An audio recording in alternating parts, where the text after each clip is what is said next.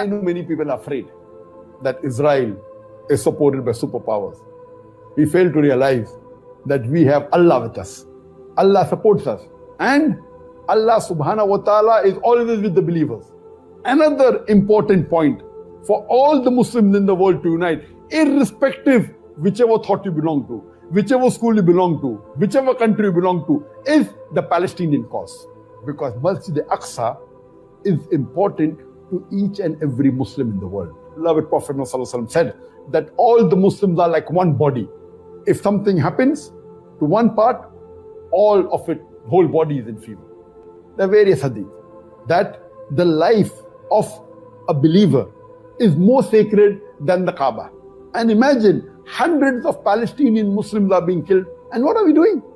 They are not just Muslims, they are Palestinian Muslims who are doing fard kifaya on behalf of the Muslim Ummah. And I pray to Allah subhanahu wa ta'ala that may He keep our Palestinian Muslims and brothers safe. May He give them sabr. May He give them victory. May He give the highest level of Jannat al-Firdaus to the martyrs of Palestine.